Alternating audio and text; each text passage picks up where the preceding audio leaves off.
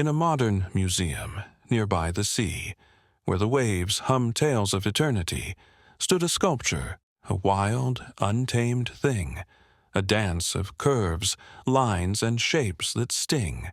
Here came Victor, a philosopher of old, a seeker of truths both daring and bold.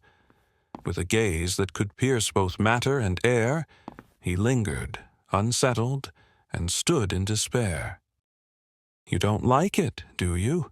It's not a matter of liking, it's incomplete. Unruly? Unruly. Sounds like you're describing a stray dog. A stray dog has purpose. This doesn't. Do you like rivers, Victor? Rivers? Yeah, rivers. Ever sat by one? Watched how it twists and turns, carving its way through the land? A river follows natural laws. It's shaped by gravity, erosion, time. Exactly. It doesn't follow straight lines, though, does it? It curves, it bends, it finds its own path. And that's the difference. A river is shaped by forces beyond its control. Architecture is human-made. It must be deliberate, rational, controlled. So, you're saying if humans built rivers, they'd make them straight. If humans built rivers, they design them to serve a purpose, to flow efficiently without waste. Efficient rivers. You drain the soul out of them. Rivers don't have souls. Maybe not, but they move, they flow, they feel alive, and people love them for it, not because they're perfect, but because they're wild. Wildness is overrated. The world should inspire respect, not indulgence. You really think rules are all it takes to inspire? Tell you what, let me show you something. And what exactly am I stepping into? A chance to see whether your precious rules can withstand the test of time, or if, just maybe, wildness has a place after all.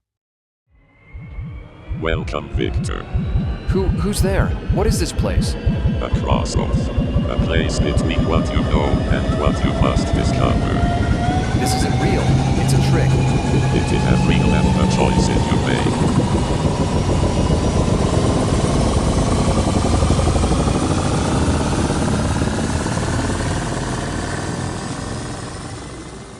You must choose, Victor. Each door holds a world, a lesson. Behind one lies the answer you seek. This is ridiculous. A door can't hold answers. And yet, you hesitate. This one, it speaks to reason. Does it? Yes, it's deliberate, measured. Unlike the others, it knows what it's meant to be. Then step through, Victor.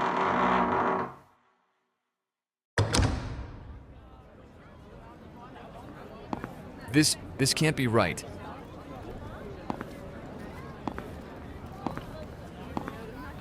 Beautiful, isn't it? Beautiful? It's a mess. A mess. I see a masterpiece. No straight lines, no symmetry. What's the point of a building like that? What's the point of any building? To serve a purpose, architecture should inspire order, logic. Maybe it doesn't follow your roots. It's unconventional. Unconventional but alive. It's invite people to shape it. It feels indulgent. Architecture must be rational. Do they look like they are wasting anything? It's not what I expected. The best things never are. Perhaps the soul of a building isn't in perfection, but in its purpose for those who live with it. Unbelievable. First the building, and now this chaos.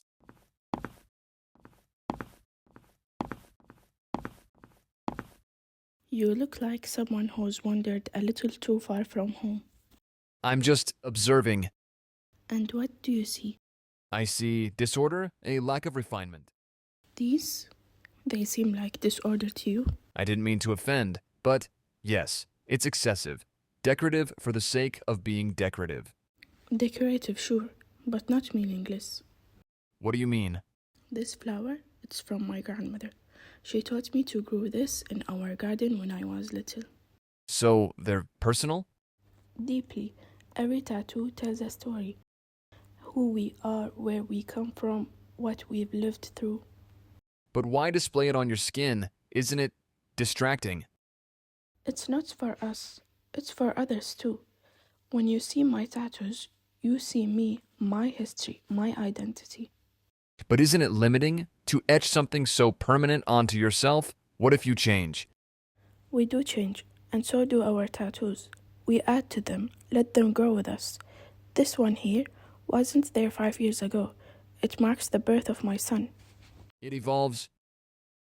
Exactly, it's a living story, just like this village, just like that building you come from. Nothing here stays the same, but nothing is without meaning.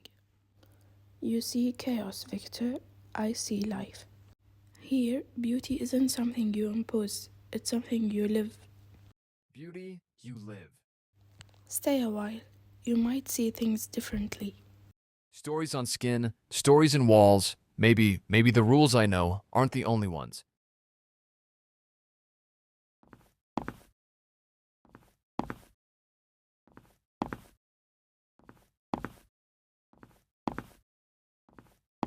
Looking for something, stranger? Your house. It's unusual. Unusual is one word for it.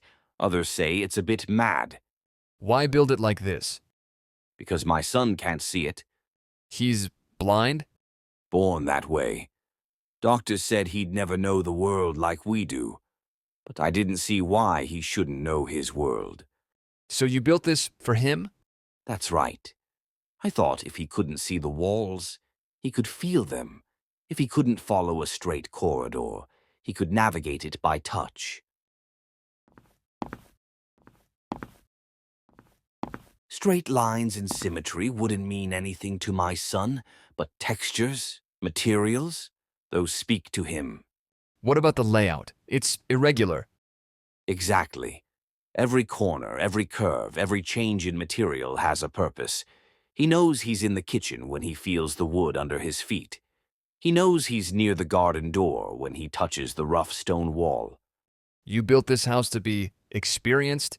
Exactly. It's not a house for the eyes, it's a house for the hands, for the feet.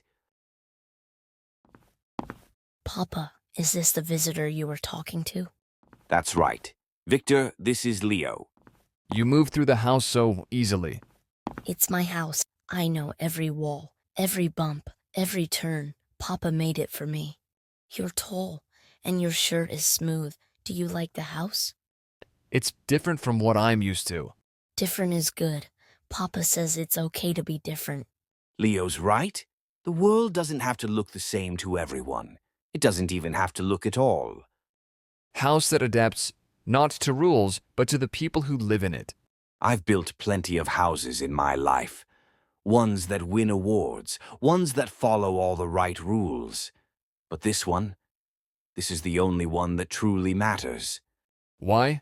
Because it's alive. It's not just a structure. It's a part of our family. It knows us, and we know it.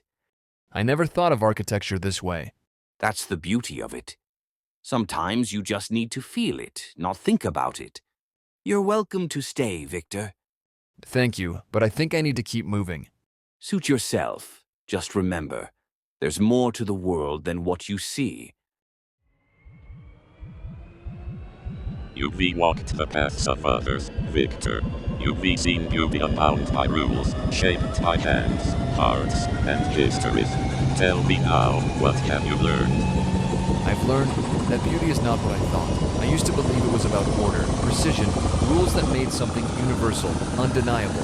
But now, I see that beauty isn't just in the rules, it's in the stories, in the lives it reflects. And the rule you once held so dear. The rules have their place. They create structure, clarity, but they're not the only path. Beauty doesn't have to be universal to be real. Sometimes it's enough for it to mean something to one person, one community. That's what.